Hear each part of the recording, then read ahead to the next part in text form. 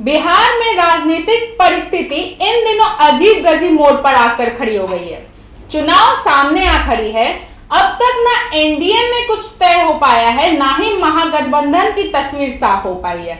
लेकिन बिहार विधानसभा में खाली हुई 2 सीटें कुशेश्वर स्थान और तारापुर के लिए होने वाले उपचुनाव को लेकर महागठबंधन में घमासान राजनीति शुरू हो गई है।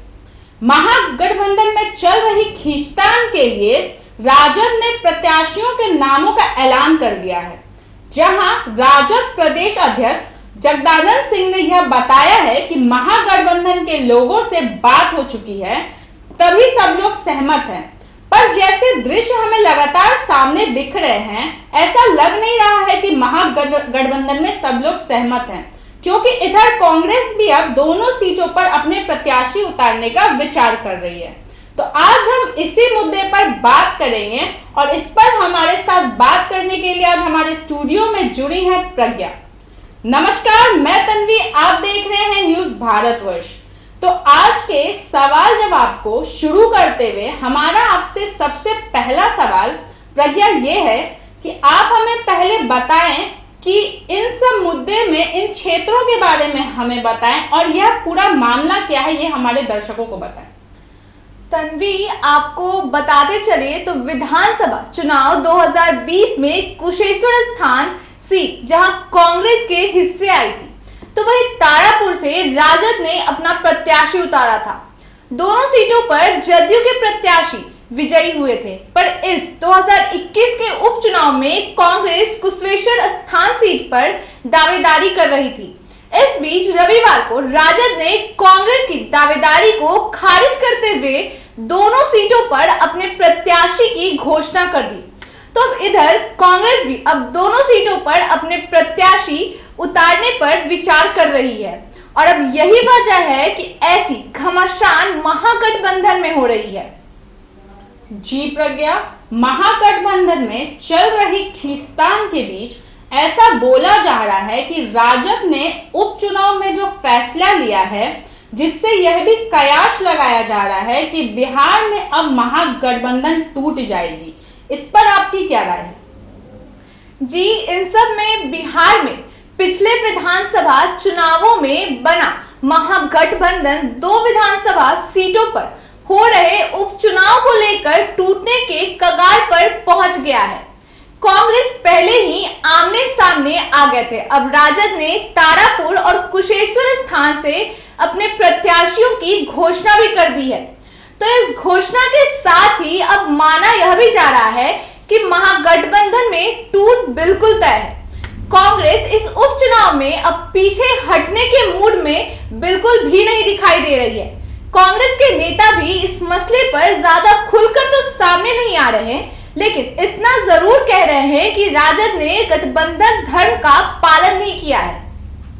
जी, तो महागठबंधन में आई दरार के बीच विरोधी राजद पर इसी बहाने कांग्रेस को उसकी हैसियत बताने का भी आरोप लगा रहे हैं। इस पर आप क्या बोलेंगे? जी, तो मैं बता दूं तन्वी कि महागठबंधन में आई दरार के बीच विरोधी भी अब कटाक्ष करने से नहीं चूक रहे हैं। आपको बता दे तो कांग्रेस से में कन्हैया कुमार का मिलना राजद को नापसंद था। राजद पहले से ही इस बात को लेकर काफी परेशान है कि कांग्रेस लगातार उसकी छत्र छाया से बाहर निकलने के लिए मशक्कत कर रही है। कांग्रेस द्वारा कन्हैया कुमार को पार्टी में शामिल करना कहीं ना कहीं इसी रणनीति का एक हिस्सा भी माना जा रहा है। इसलिए ऐसा अनुमान लगाना गलत नहीं होगा कि कहीं ना कहीं कन्हैया कुमार का कांग्रेस में शामिल होना राजद को गवारा नहीं था और इसलिए ऐसे कदम उठाए गए हैं।